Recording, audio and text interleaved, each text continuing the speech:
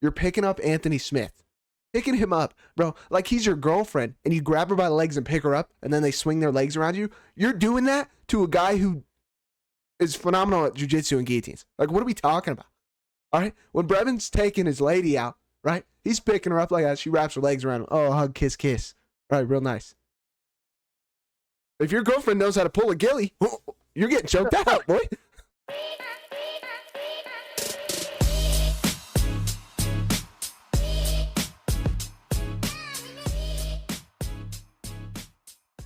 Ladies and gentlemen, welcome back to another episode here on Lockeddoormma. We're your hosts. I'm Brevin. This is my good buddy JP, and we are back with another weekend of fights and a full video of predictions and analysis, the best to do it in the business. I'm excited to be back with you guys. I know JP is too. Before we dive into this video, just want to give a quick shout out to you guys as our current viewers, our current subscribers, everybody that's a part of the Locked Door community. If you're on YouTube, head on over to the TikTok, check that out, and tell your TikTok Locked Door community members to check us out on YouTube as well. We greatly appreciate it. And with that, we have a full night of fights in Nashville, Tennessee. It should be a fun one and some absolutely explosive athletes on this one as well. JP, I hope you're just as excited as I am. Yeah, pretty good little fight night, man. Pretty good, not bad. Nashville, I heard. You know, great place. A lot of people go there all the time for 21st, stuff like that. They say it's a great place. Yeah, couple bangers too. Couple firefights that I am very excited to see. Certainly. And some big boys. We don't get a lot of heavyweight stacked cards in 2025. You know, maybe back in the day, maybe in the early years of the UFC, there was a lot of big guys that brought a lot of action. Nowadays, they're kind of few and far between, but this one's loaded with some big boys and some big boys that are making their heavyweight debuts. So that's always exciting as well. Without further ado, let's kick it off. We've got two women going at it. Fatima Kline is taking on Melissa Martinez in the first fight of the night. Oh man. The first crazy line out the gate. All right. I am high on Fatima Kline. You know, you guys have been around. You guys have seen us. I think this is like the third time we've broke down her fight. I like her. I don't think she's bad. I liked her when she made her debut, right, against Jazz Vicious. That was the start of Jazz Vicious, like, I think it was like the second win in the win streak. But she was wrestling with her, you know, and Jasmine's big. Jasmine's strong. I like Jasmine's grappling. Fatima is going to be the best grappler that Melissa has fought far and away. You know, Fatima's grappling career is massive. That's where she started, and then she grew into MMA. Melissa can kick. She's got decent little kicks. She's kind of quick. She just goes straight back for striking. And then if this fight hits the ground, she's getting subbed, I think. I think there's no shot. She lasts all 3 rounds and doesn't get subbed. The line's fucking crazy, though. Minus 1,200. Nuts. Play the sub if you're going to bet on it. I probably won't. I just don't see the point. Women's fight plus minus 1,200. I mean, we've seen it multiple times this year. Kind of bait, honestly. But give me Kline. Yeah, 1000% is a little bit of a bait line. And we've seen it time and time again. I do like Kline, like JP was saying. But Melissa Martinez, she's no slouch. You know, she's a good fighter in her own right. Her first loss only came back in 2024, or I'm sorry, 2022. Her last win was in 2024. But she has one loss on her record. You know, she's a good little fighter in her own right. But I do think Fatima Kline's going to be bigger in this one. As far as the strength goes, she's going to have an advantage. And like JP was saying, if she gets Melissa Martinez down onto the ground, it's going to be a long night because that is where Kline thrives, as opposed to the fight against Jazz Vicious, where Jazz Vicious was the bigger opponent. Kline was taking that on short notice. You know, it was really a tough matchup for her, but I think this one should be fine. The line is steep, but also I'm taking Fatima Kline. Yeah, if you're gonna play it, play sub, man. Play sub, or if you're on Melissa, I'd love to hear why. Maybe Melissa by decision, but I mean, it would have to be an ultimate fumble by Kline. All right, next one. Excited to hear what Brevin has to say about this one. Mike Davis versus Mitch Prison Boy Ramirez. Yeah, I mean, this is going to be a nice little matchup for these two. Mike Davis, a big time favorite as well. We'll see kind of that as a trend on this entire card. He did lose to Ferris Ziam in his last time out. Looked okay. Nothing too bad, nothing too good. He's got some nice wins on his record, but I do think this is a good spot for him to kind of get things turned around. Ramirez in his last time out did find himself in a little bit of trouble from Thiago Moises, getting leg kicked over and over again. And ultimately, that's what ended the fight. Mike Davis, I do believe, is going to bring wrestling upside to this one, as well as power in his hands. He's got pretty good striking, and I think the pressure from Mike Davis will be on display. Mike Davis coming off of a loss, I like a lot better than somebody that basically gets leg kicked until he can't take it anymore. We've seen that time and time again with old Herbert Burns. He's my guy, but um, I do think Mike Davis has the advantage in pretty much every aspect of this fight, so I'm taking Mike Davis. um, yeah, bingo bango. Give me Mike as well. Mitch. I mean, I make the joke, prison boy. He did go to prison for just like under 4 years, I believe. I forget what it was for. Who cares? But you can kind of tell in the way he fights, right? He's a tough little guy, little stocky guy, throwing big overhands, big shots. He likes to talk. Um, I've been seeing some people saying he can grapple because he took down Carlos Prates in their contender series fight. What are we talking about? Prates immediately got up. I mean, butterfly sweeped him. What are we talking about? And then not only did Moises finish him with leg kicks, Prates landed a shit ton of hard leg kicks in that fight too. So that just goes to tell me you didn't address it with Prates because Moises did it. So are you going to change it now or are you not? I think Mike Davis, Mitch is heavy on that front foot. Mike can leg kick him. Like I said, or like Brevin said, on the feet, Mike is still decent.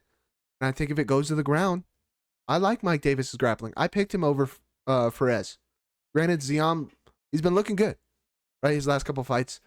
I know there was that whole shit because I think they were in Abu Dhabi or something, and there was that whole shit of they painted the back rooms so there were fumes or something. I don't know. Mike looked like trash that fight.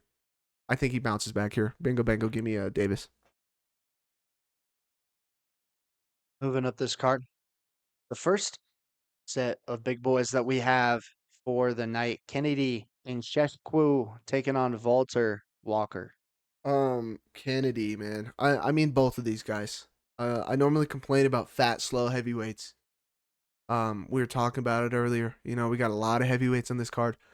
I would say this card for the heavyweights has potential to be a lot of action.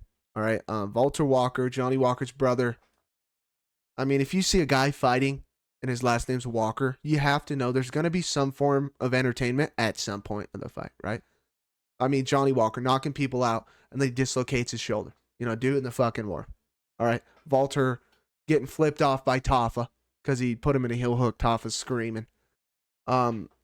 Yeah, Walter's jiu-jitsu is pretty good. He's a big guy. He's strong. He has looked better and better. Like his physique, he looks like he's taking a little bit more serious, cutting down a little bit of weight. Kennedy going up. We saw him knock out Carlos Olberg a while ago, late in the fight. He was at that weight class, and now he's gone up to heavyweight, and he's looked good. Granted, he's been thrown cans. But everybody, I don't know, everybody's kind of thinking that Walter's going to sub him. Walter's like this high-level jiu-jitsu guy. He is, but I think we're shooting it a little too high. Yeah, I don't think he's all that. If he was all that, I think he would have subbed up Bresky, and he couldn't. He was taking him down, sure, but he couldn't keep him down and sub him up. Walker also likes putting his back on the cage right away. And Kennedy's longer. Kennedy's movement's better. He's way better on the feet. Walker on the feet is not good. He does not react well to shots. He'll just throw wild overhands and then chase the double, which is fine, but I think Kennedy's movement better. I think we'll be safe. The only person to submit him is Paul Craig. Walker. I think he knocks him out. I do. I think his movement's better, and I think Walker's really not going to be able to touch him. And it's going to be hard for him to take him down, too. Give me Kennedy and Nzechukwu. Yeah, I think you broke that down perfect. And like you said, the only person to submit Kennedy was Paul Craig. And if you hear the name Paul Craig, you know that guy's a great grappler. When you hear the name Walter Walker, you don't really think those same thoughts. And AP touched on it. The hands for Walker really aren't there. I like Johnny's hands a lot better than Walter's. His Yeah. jiu-jitsu is better from what we've seen so far in the Or gets heavyweight slumped. division. Right, right. Is the chin better? I think we'll find out on Saturday because Kennedy can throw hard and put your lights out. I'm also taking Kennedy in Nzechukwu. Um, I mean, I get it. You know, 2 heel hooks in a row. That's impressive. You know, people know what you're going for, and you still get it. But I think we're shooting a little too high. Like he's good, but he's not Paul Craig level.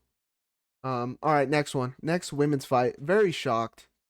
I mean, very shocked at the amount of 40 plus people that we have on this card. The return of Lauren Lucky Murphy. Never seen a nickname that is so accurate.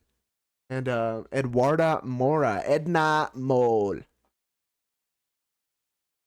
I'm excited for this one because if you guys have been followers of the show, been high on Eduarda Moura for quite some time. Little Rhonda, she's very skilled, and I think that she's going to be someone to keep an eye out for as she progresses through her UFC career, coming off of a unanimous decision victory over Veronica Hardy, which I thought was a great fight.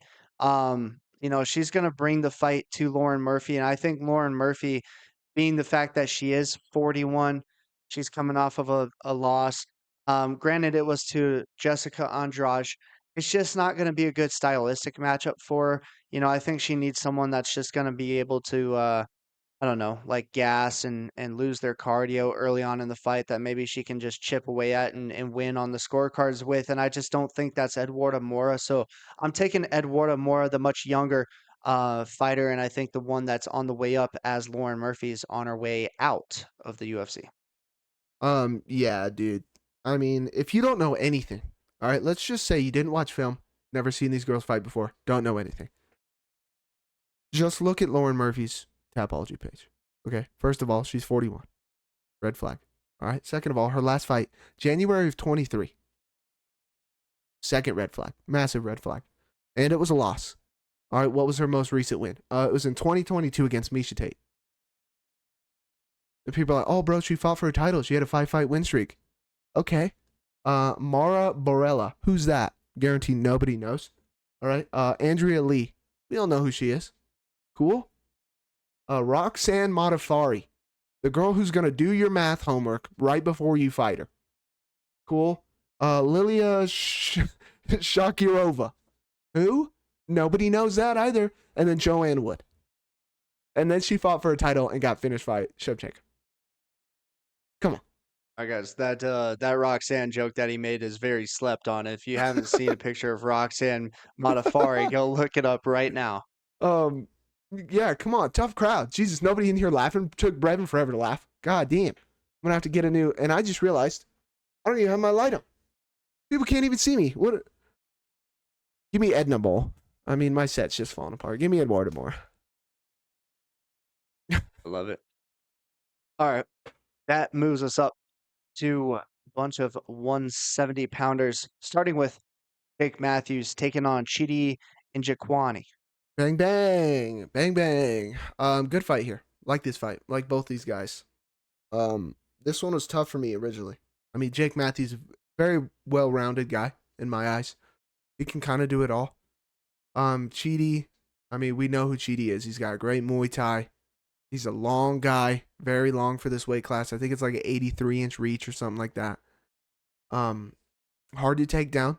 You know, he's got good wins, he's got bad wins. He's got hiccups in his career of making weight, stuff like that, but he's good when he's in there. And I don't remember if I picked who was it? Zaleski over him or not. But he looked good in that fight. This one was a tough one for me because I like Jake. I think he's good. He can strike and stuff, and he can grapple. He's a tough guy. He's hard to get out of there. But then I remember doing research for the Phil Rowe Jake Matthews fight, and Phil Rowe's a similar, longer guy, taller guy, punch you and kick you from range, and he was even landed on Jake pretty well. Granted, Phil Rowe has his fumbles, and he fumbled a little bit and then got caught and then ended up losing. I think Chidi from range can do a better job than Phil was doing, and I think it's going to be hard for Jake to get in close. I can't see Jake finishing Chidi, And if we're gonna stay at range like that, I think Chidi can land.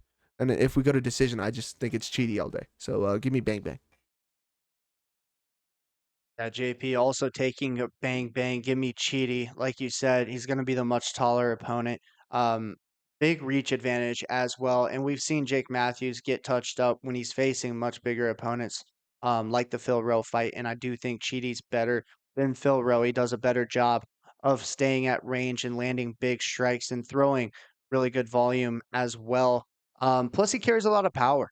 And we saw that in his last fight. He can catch you with a knee, he can catch you with an elbow, slice you open real good, because he's just so long and he can just generate so much force with those limbs if he brings them up, with the knees or he brings that elbow across on the head. And I think that's exactly what's going to happen if Jake Matthews tries to enter the pocket, without throwing something in front of it. He's going to get caught from Cheaty.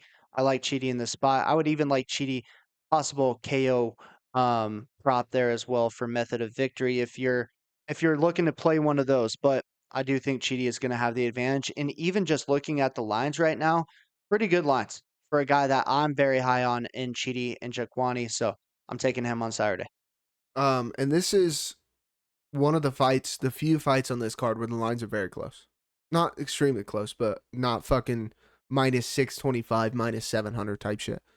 Right now, Chidi's minus 155. So everybody who's high on Matthews, please go hammer Matthews and give me a better line on Chidi. I really do like it.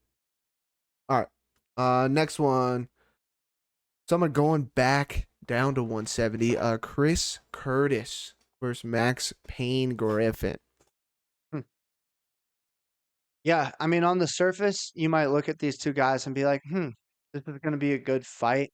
I really don't think it's going to be a good fight whatsoever, and I don't think it's going to be very exciting. I do think Chris Curtis holds quite the advantage over an aged Max Griffin, who in his last bout against Michael Chiesa just looked so so labored. I do think Chris Curtis still has great hands, and really that's been his game. He's going to press forward, box with you, keep a high guard and then throw his hooks and look to land. He's fought some really good competition, and so has Max Griffin. But I do think Chris Curtis's abilities right now are just more aligned to when Chris Curtis was probably quote unquote in his prime to when Max Griffin was in his prime. So I'm taking Chris Curtis. I think it probably goes to decision, or Chris probably finds a late KO. I think Max Griffin's at the point now in his career where we could see him gas in the third round, maybe late second round as well. So I think it's going to be an easy night for Chris Curtis. Um, yeah, Chris and Sean in the headlines for fighting a cop. I mean, he was off duty. He was in the cage. He was doing the DX suck it. Shout out to anybody who knows what that reference is from. I know Brevin doesn't. Um, yeah, they were fighting like a teammate, or that guy was fighting a teammate, and then he was taunting them and stuff. And so Sean and Chris, after the fight, came in the cage and literally tried to fight the dude. Pretty funny stuff. You gotta love to see it. But I'm gonna back you. I'm also gonna take Chris Curtis. I just think on the feet, I guess Max has a little bit of power, I guess, but Chris has got more power. I think he's more sharpened. His defense is way better. And I just don't see anything that Max does that is just so much better than Curtis that gives him a shot to win. I really don't. I think Curtis has fought better competition as of late. Their last 5 fights, Curtis has fought miles better competition. Sure, he's getting head kicked and stuff, but he blew out his hammy or some shit in that fight. That's a tough injury. I mean, Imavov, no contest, but still, these are way better fighters, and I can't see Max ragdolling Chris. Chris has got decent takedown defense. Come on. But yeah, I do agree with you. It might be a boring fight, but give me Chris Curtis. Yeah. And if it was anything like the Chiesa fight. Um, Snoozing. all right. Snooze fest. All right. That does it for the prelims. Let's move up to the main card, starting with Junior Tafa taking on Tuco I Hukas. really don't want to go first. I really don't.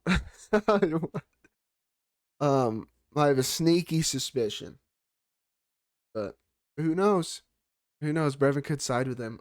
This fight just, I don't know. I really don't know. Junior Tafa, The Tafa brothers, Brevin's favorite fighters. I gotta stop making that joke. I say that every single time. They're turtles, man. When you put them on their back, they're turtles. They really are. They're just cheeks. Tuco isn't good either per se. Um, he survived. I say survived long against Umar Sai on the ground. He defended a bunch of different submissions and then finally got caught. But we just saw Umar Sai have a dog shit fight against Menafield, where still, how trash it was, I still do arguably think he could have won. So I don't know. It just depends on how much weight that holds. At first, I was like, well, he was grappling with him, he was wrestling with him, he could survive. But then again, it goes back to you're saying he survives. I don't understand. Um, Tafa's at least accurate. Okay, Tafa's accurate. He hits hard, and his takedown defense against Walter Walker didn't look atrocious. I liked what I saw. But again, when you do get them on their back, they are turtles. They're little beetles sitting in front of your front door after it rains really hard for like 3-4 days. You know what I mean?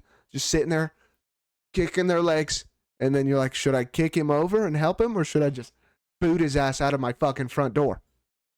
Just depends. I guess I'll kick him over and help him sit up and then maybe throw a couple fucking strikes. Give me Junior Tafa. I'm not touching it. Not touching it.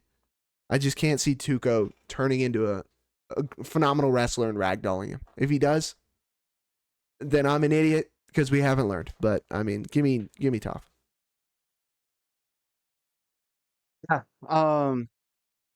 This is going to be an interesting matchup. Tuco is big for this light heavyweight division. I mean, this dude he's 6'4", and if you go watch film on him, he doesn't seem big because that's because he fought some massive individuals in Umar Sai.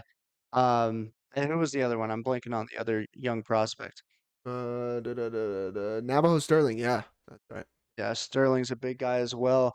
Um, And now in this fight, we have Junior Tafa moving down from heavyweight to fight at light heavyweight. And this has been said ever since Junior Tafa got his shot inside of the UFC. Is like, oh, I'm actually a light heavyweight. And they're making all these excuses and blah, blah, blah, blah, blah. Okay, I guess we'll see. We'll see on Saturday how you can perform at light heavyweight. Like JP said, there's really no game off of his back if he does get taken down. Tuco has taken opponents down. He can wrestle. Um, he's a tough guy. He's going to stand and trade with you, but then try to change levels and take you down. If Tafa gets down to the ground, it's going to be a long night for him. And I think Tuco is going to have a lot of success. On the feet, I do think Tafa has an advantage. He is a good striker. I mean, that's kind of really his skill set is the kickboxing. I don't know what his cardio is going to be like, though, JP. We've seen him in pretty much all of his fights gas.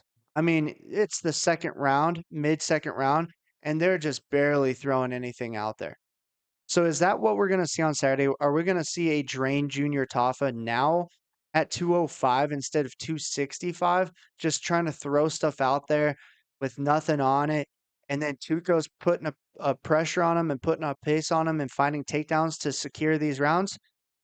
It could go like that, but I do have to say I side with you in the fact that I think Tafa's a much better striker than Tuco Tokkos, and I think if he defends some takedowns, then Tuco's also going to be tired. And then in that scenario, I'm going to take the better striker. So give me Junior Tafa making his light heavyweight debut inside the UFC. Let's see what Wow. you got. I know. You catch me signing with the Wow. Tafa. You might as well go buy a lottery ticket. These guys are bums, but you're also fighting a guy that's 0-2 in the UFC and Tuco that really just doesn't have great hands at all. Give me a better guy. I'm taking the better guy all day over Tafa, but in this matchup particularly, I do think he can find a win, and that's what I'm here to do. I'm here to unbiasedly pick winners of UFC fights, okay? And if that doesn't prove it to you guys, I don't know what will. I can't stand this guy. I can't stand his brother. We don't know. We don't even know if this fight's going to happen on Saturday. There is still time for this bum to pull out. And honestly, the likelihood of that is probably greater than him actually winning, but I'm still gonna have to take the odds of him winning over Tuco's winning. Give me Junior Tafa. Wow. Somebody clip it, dude. Holy cow. I might save this in my phone. That's crazy. Brevin siding with a Tafa brother. If Tafa pulls out, crazy work. Just crazy work. Interesting. Very interesting. Could be a double snooze fest with the Curtis fight and then that one. Hopefully not. We'll have to see. All right, next one. Another one. Wow. Austin Lane going up against the newly heavyweight Vitor Petrino. Yeah, I'm excited for his heavyweight debut, JP. I mean, this dude's always been a unit in Vitor Petrino. There was a lot of hype around this guy in the light heavyweight division. If you haven't been able to watch him fight as of late, we've had a little bit of a problem, and that's called being fraud checked. And that's exactly what's happened to him in his last two bouts, one against Dustin Jacoby late in the third round, and then one against Anthony Smith, who's literally lost to everybody since then. Not a great look. Okay. And now it's like, hey, I'm not finding success at 205. Let me move up to 265 where I'm going to be undersized.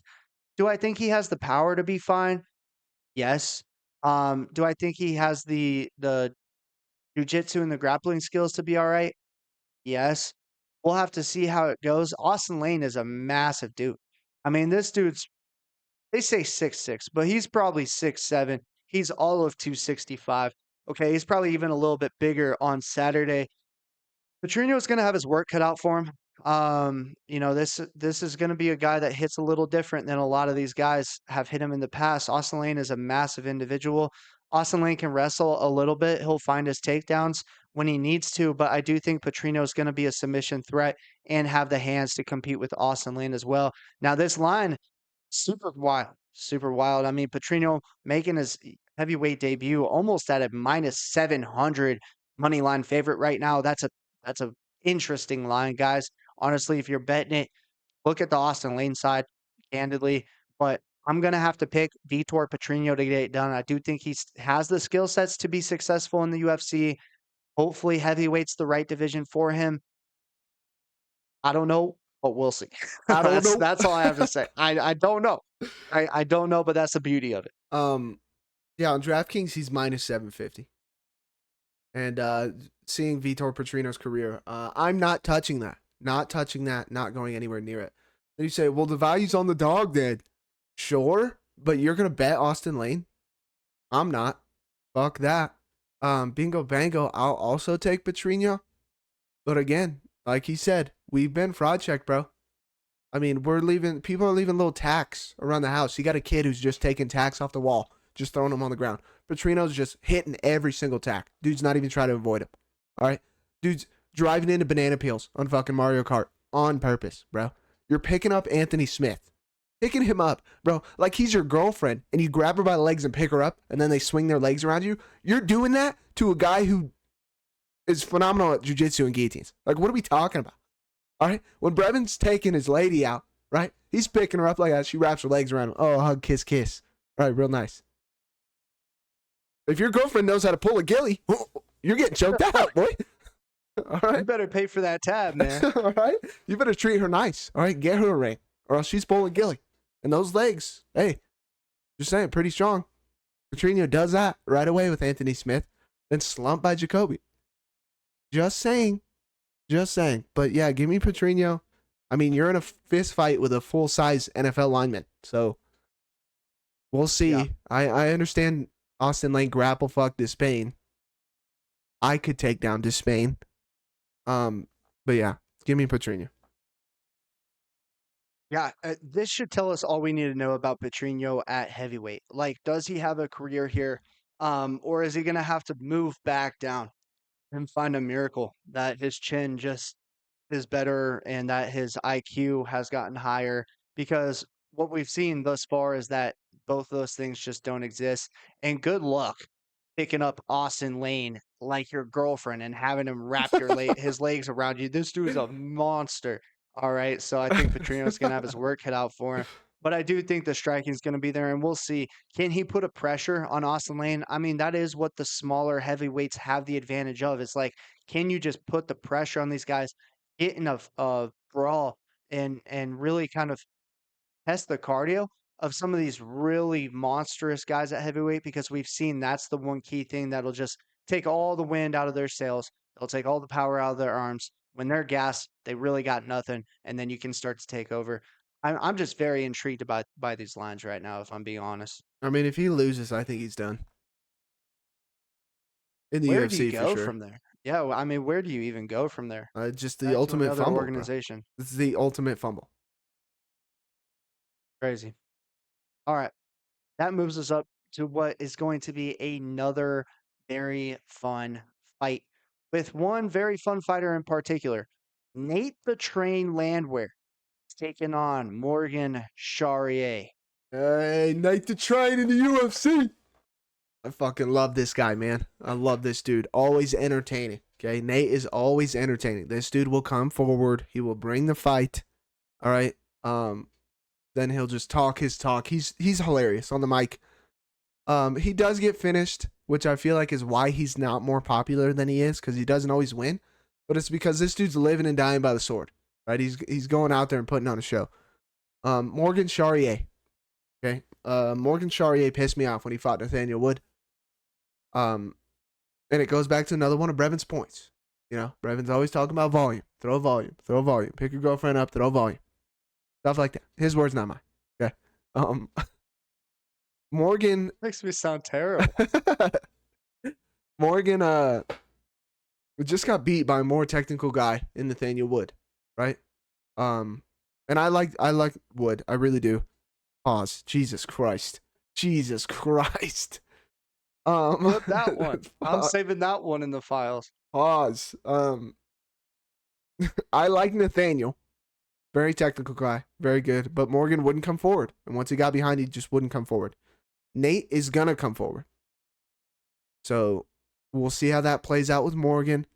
I wanted to come in here and pick Morgan. And then I was going to tell you guys, I think there's value on Nate. Okay, Nate will come forward. He has power. And the way that Nate's fights go is either he always brings a fight, and there's always a firefight. Boom, boom, boom. And if it gets out of the first round, both guys are normally bloodied up, touched up. Nate's fights are decided in the second and third rounds. Okay, the other guy either gasses after beating Nate up a little bit, and then Nate starts to put the pressure on him, start to break him, gets him out of there, or wins by decision because the other dude is exhausted. Or he gets finished. Morgan is a guy that does have power to finish him, but Nate, that's how his fights always go. And he's in his hometown. I know he's from Tennessee somewhere else, but we're in Nashville. The crowd's going to be behind him. Nate the Train, he's going to be on the mic going crazy. I'm just saying I think there's value on Nate. Maybe it's a biased pick. I don't have a dog. Fuck it. Give me Nate the Train, baby, in Nashville. Come on, dude. Yeah, don't hate that pick whatsoever. Like JP said, Nate the Train is going to bring the action. But guys, I think that's exactly what Morgan Charriere needs to be successful. He's a very sharp striker. He's a good counter striker at that as well, and he carries a lot of power when he throws. Nate's gonna press forward. We all know that. I don't think Nate's particularly skilled in any one area. He's fairly well rounded, and he puts a pace on guys, like we've talked about. But I think when you're going up against a guy as sharp and as skilled as Morgan Charriere at striking, it's going to be a long night for a dude that's notoriously known for getting hit. He gets hit clean. He walks forward. He's kind of like this cyborg, you know? It's like, wow, I love this guy because he takes a lot of damage and he keeps coming forward. Guess what? We're in a fight that's scored. And if you're the guy taking a bunch of damage, you're going to end up losing if that fight goes to the scorecards. And I think for Morgan especially, he's got the power to put Nate the Train's lights out on Saturday in his home state of Tennessee. So I'm taking Morgan Charriere, the French bomber, the last pirate all day long. I mean, he's just got a sick nickname. I mean, I did like him. Fuck me. And I personally, I want to see what Nate says if he wins. I mean, that place is going to be rocking, dude, if he wins. All right, moving up. Coco main. Coco. And this one's a big one, okay? This one is a very big one, a guy we really like. Calvin Kattar's back. Calvin Kattar versus Steve Garcia. Wow, wow, wow. Do I live for the days that I get to watch a Steve Garcia fist fight? Yeah, he's one of my favorite fighters inside the UFC ever since we started the show. I don't know if he was on the first card that we broke down or one that was just I like think it was closely close. after Yeah. because I've been on the Steve Garcia hype train for since we started the show. Um, which we've hit our 1 year anniversary. Congratulations, JP. We are Yeah. past 1 year on this show. It's a good feeling. And you know what else is a good feeling? Knowing that Steve Garcia hasn't lost since we started this show. I mean, this guy's been on an absolute tear. He had 2 knockout wins in 2024. And before that, he had 3 knockout wins to stack him up ever since 2022. And here we are in 2025 taking on a guy in Calvin Kattar who's aging. He's not as good as he once was, who's probably lost a step in his skill set, to be honest. And he's on a 1, 2, 3, 4 fight losing streak. That's just not a good look. He was pressuring Yusuf Zalal in his last time out. A lot of fans were complaining, oh, Yusuf ran in the third round. That's because he was clearly up in the first two. And I think that's exactly what we're going to see on Saturday. Steve Garcia should come out of the gates hot as a pistol, put his left hand on Kattar's chin, probably find another KO. I love Steve Garcia in this spot. I'm taking him 10 out of 10 times every single time he fights. Yeah, man. Brevin said it. All right. Year anniversary, road to 500. Okay. So make sure you're subscribed. Hit that like button. Help your boys out. We appreciate y'all. Stevie. I'd put him in the category with Jean. You know, I put him in the category with Diego Lopez. You know, these guys that we really like a lot, very high on. Have made money on. You know, Joshua Van. Put him in that conversation. Okay. So call it a bias pick. Call it whatever you need. We are rocking with our boy. Okay. Yeah, they gave away my pick. Bingo, bango. I'm taking Steve Garcia. All right. For the people who are saying Calvin Kattar has a chance to outpoint him, sure. All right. That was Calvin. That's what he's good at. He's a decent boxer. He can box a little bit. His footwork got exposed against Zalal. You can cry that Zalal ran all you want. You got out footwork in the third round after you got outworked completely in the first 2 rounds. Is what it is. Like Brevin said, 4-fight losing streak. So the Ultimate Fighter's on right now. DC versus Chael. Okay. And Daniel Cormier was mad at one of his fighters because he wouldn't come forward. He was going backwards the whole fight. All right. If you've ever been in a fight, you ever sparred, you ever anything.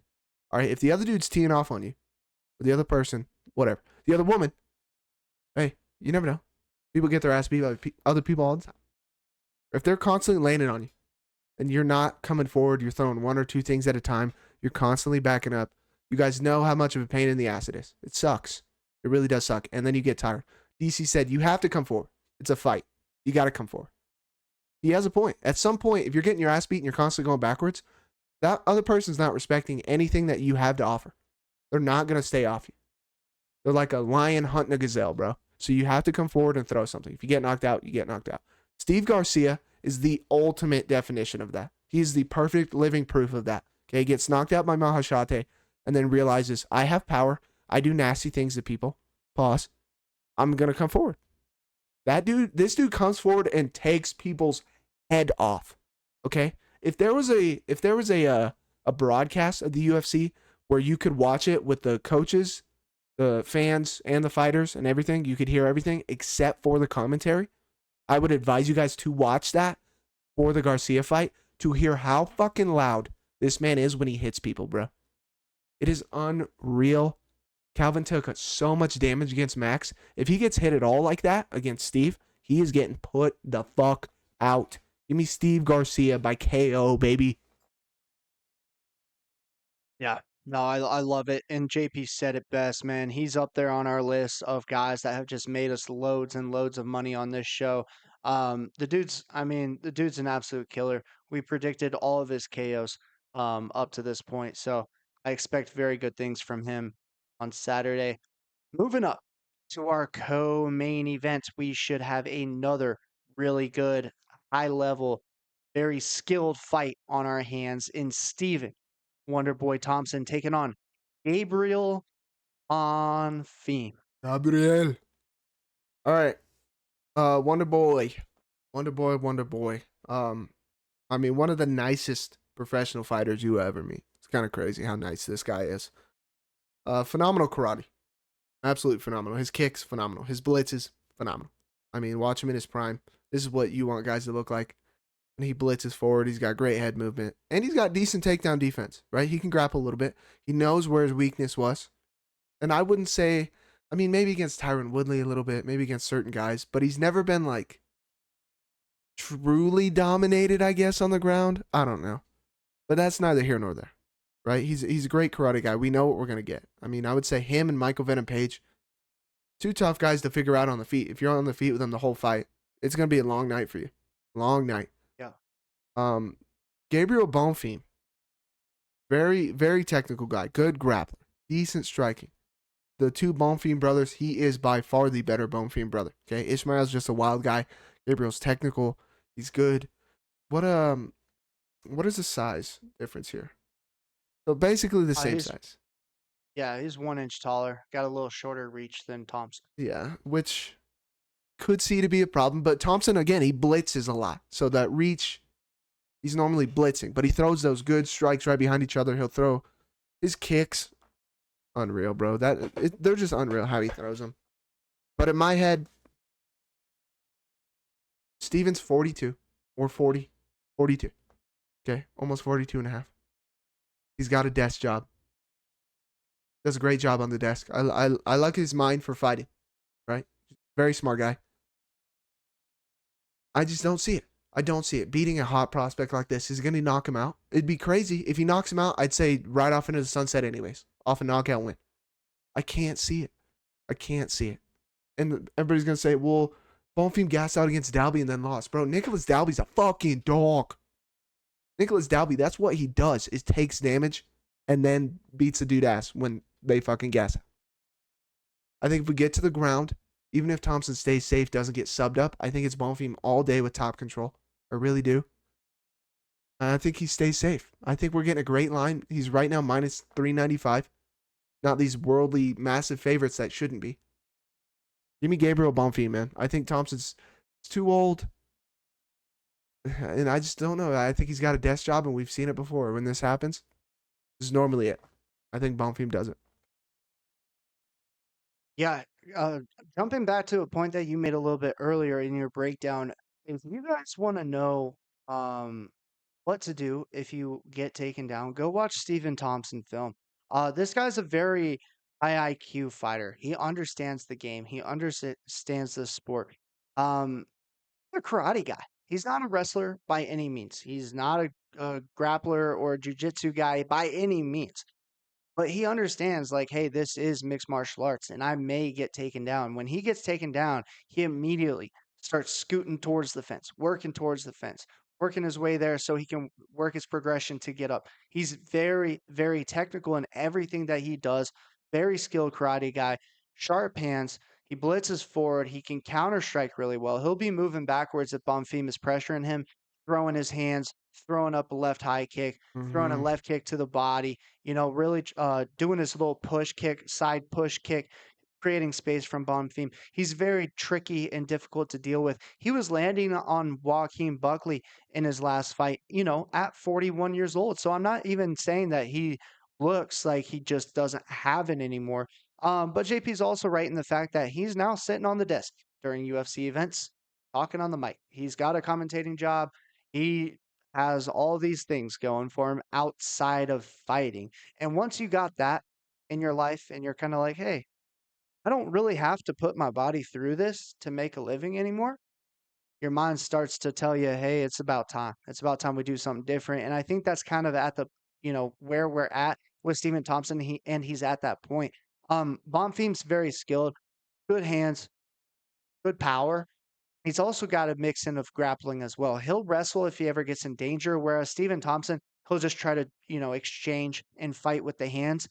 So I like that from Bonfim. I do think if it goes to the ground, Bonfim can have a lot of success, not only with the ground and pound, the elbows, but he's got good jujitsu as well. He can find submissions. He even has a Doris win in his last time out. And I think Stephen Thompson, granted, he's very high IQ, very smart. He's probably going to stay safe from all of that.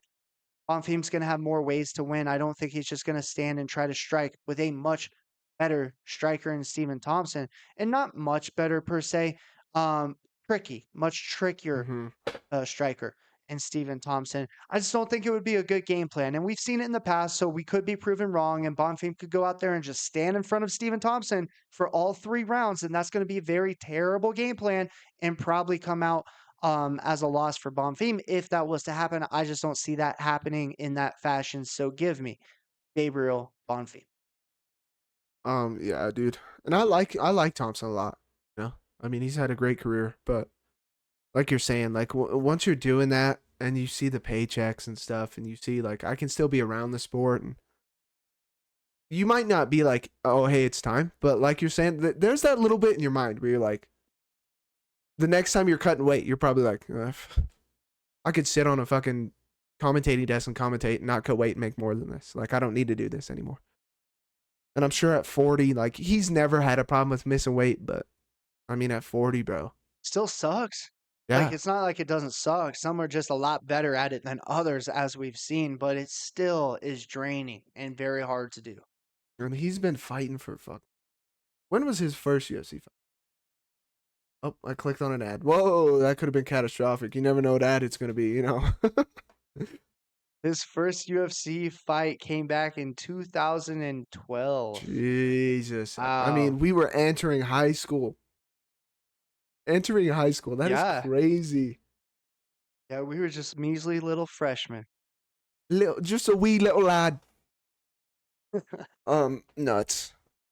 Nuts. All right, both on the same side. Have we picked? Oh yeah, Nate the Train. Anything other than that? Nope. All right, Just Nate the Train. the big boys. Main event. What everybody came to see. Derek, my balls was hot Lewis versus the newcomer Taliesin Teixeira. Yeah, I'm excited for this one, guys. And here's the thing. JP always kind of alludes to like Brevin really favors tall, longer fighters, and I do. But there's a select few that I think that really call to me even more so than others. And Taliesin Teixeira is one of them. This dude, even being a heavyweight, is just going to be worlds bigger than Derek Lewis on Saturday, and I am so drawn to that. The dude stands at 6'7",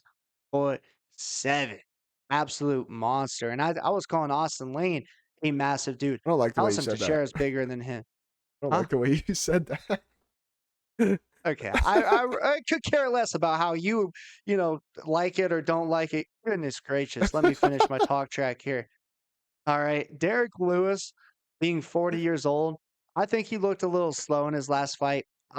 He got a knockout win, and that was great and all, but to me, I don't want to call it luck, but it was a little fluky. I think the other guy was just getting drained, getting tired. Derek Lewis, for the entirety of the fight, looked slow, very lackadaisical. He was shooting some takedowns, just doing stupid stuff. And, he's always kind of been a crowd pleaser, and he wants to be the center of attention and the funny guy and all these things. And at 40 years old as a heavyweight, how serious are you taking these camps these days? Is my question. Like, you're going up against a young, hungry 25-year-old that's just an absolute unit, 6'7", much longer reach, has great power. He can kickbox. He'll throw high kicks. You better defend your head, Derek. Like, get ready for those kicks to be fired up at your head, fired at your belly. You take a few of those to the body, you're done. It's a short night. I just don't like how Derek Lewis has approached this fight. I don't like how he's looked in his most recent fights. I do think Taliesin Teixeira is skilled, and he's going to be a problem for Derek Lewis. I'm taking Taliesin Teixeira. The one thing about Teixeira, though, is he leaves his chin up in the air a little bit too much for my liking. Derek Lewis could throw some big overhand and catch him perfectly.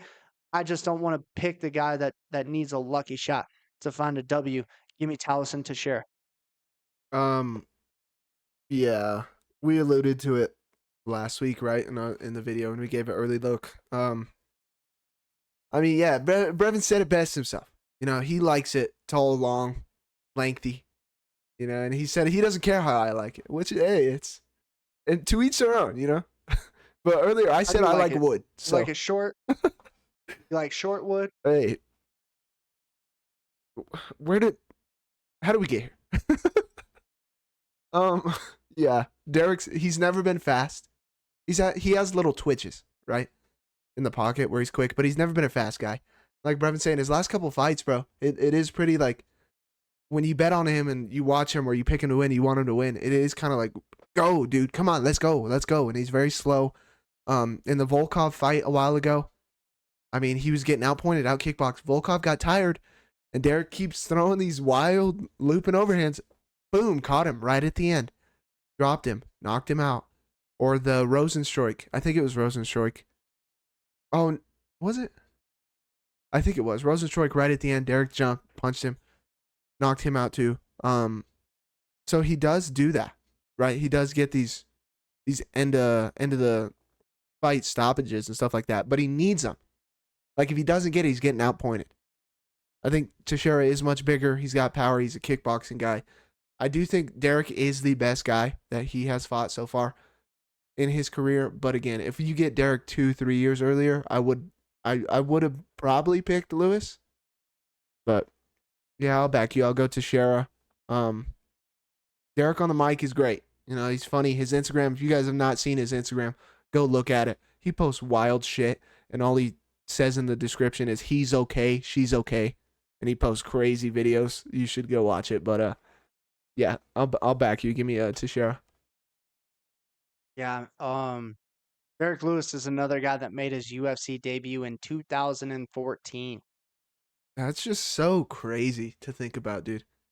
Like, I know we watched it here and there in high school, or at least I did. I don't know how much you watched it in high school. I don't remember talking about it, but I mean, that's nuts. Yeah, I mean, I watched a lot of UFC. I mean, I watched UFC with my dad ever since I was a little kid. So, I've seen all these guys from back in those days till now. It's like it's Derek Lewis is still a fun guy. He never lost that side of himself, but I just think, maybe Derek Lewis in 2020 is a different matchup than Derek Yeah. Lewis in 2025 for Taliesin Teixeira. So, should be interesting though. I mean, that's crazy.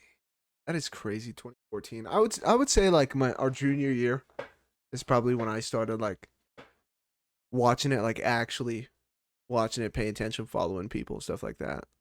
I know we talked about it when we were younger because you had that Matt Hughes poster in your Mm-hmm. room for a very long time, and Matt Hughes was one of my favorite fighters growing up.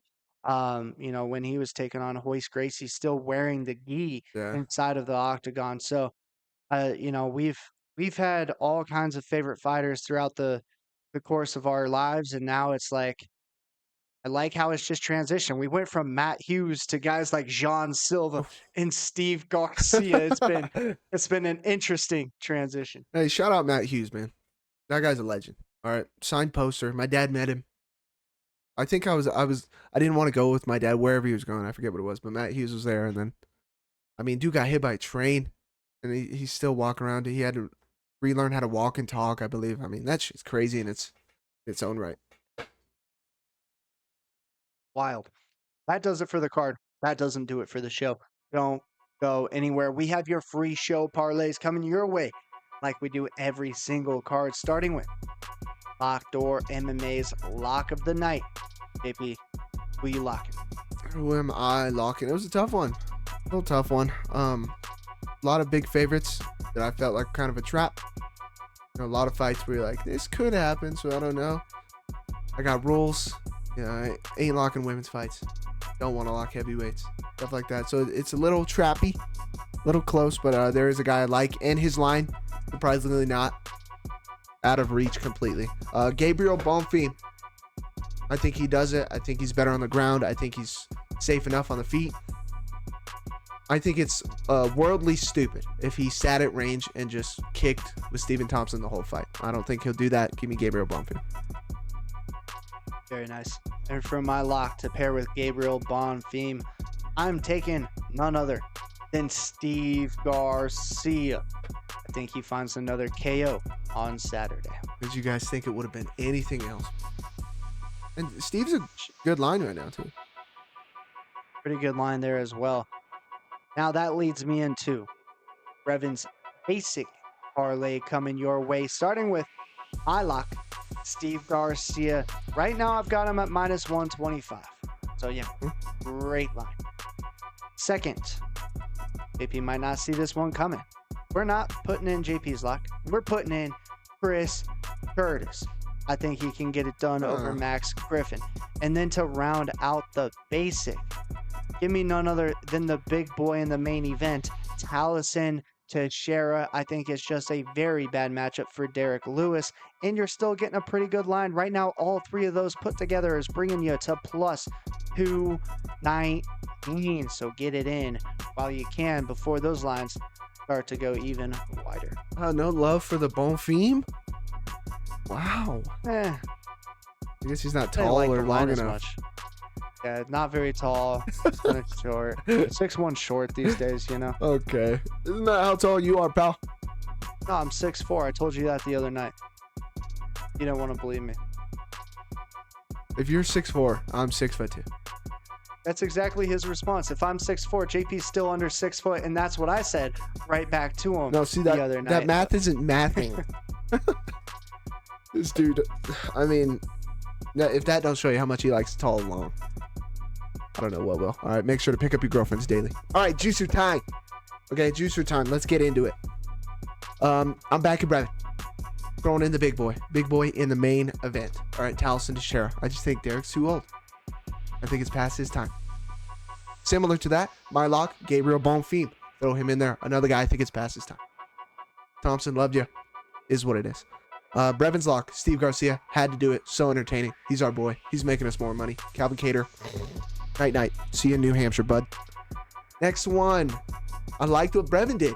He threw in the action man, Chris Curtis, as did I. All right, throw him in there. I don't see what Max Griffin does. That's better than Chris. I really don't. I like Chris's line. Another line that's phenomenal. Might grow a little bit. Tall and long. Cheaty. Bang, bang. Okay? Throw him in there. I do think he outclasses Jake Matthews. Might get him out of there. Matthews is tough, but we'll have to see. And the final one to round it out. Maybe I am Brevin, and I like tall and long, because I'm throwing Kennedy and Nzechukwu in there. I think he does it. I don't think he's getting subbed. He might even knock out Walter Walker. You could throw Garcia and Kennedy by KO instead of their money lines, and then we're really juiced. Okay, 6 legs. That is a juicer plus 879 right now. Yeah, I love it.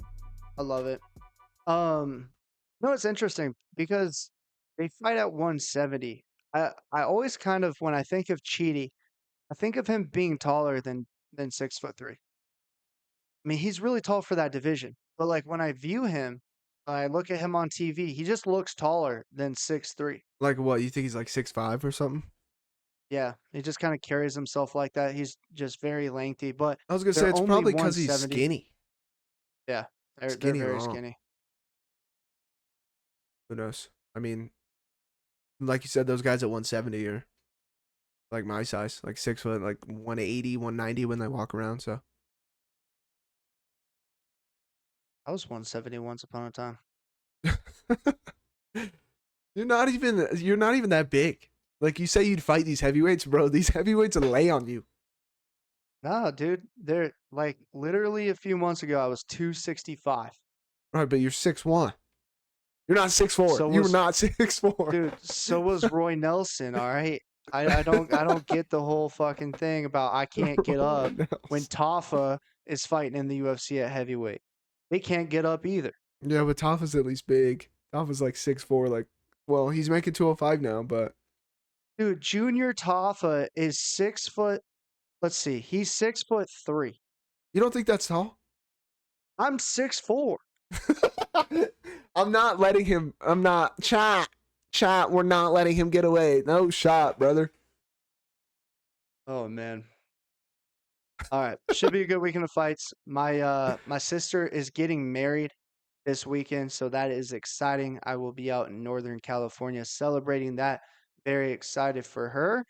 Get to see all my family as well. That's always a blessing. Make sure you appreciate the time with your families any chance that you get, because sometimes in life they have to go live somewhere else, and they leave you in a very dreadfully hot state of Arizona. And they're living their best lives, and I'm dying over here making UFC content. But with that, I'll hand it over to JP. Yeah.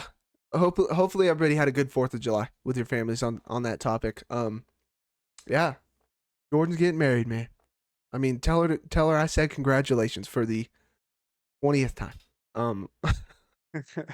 I'm sure that'll be fun. Weather will probably be nice out there.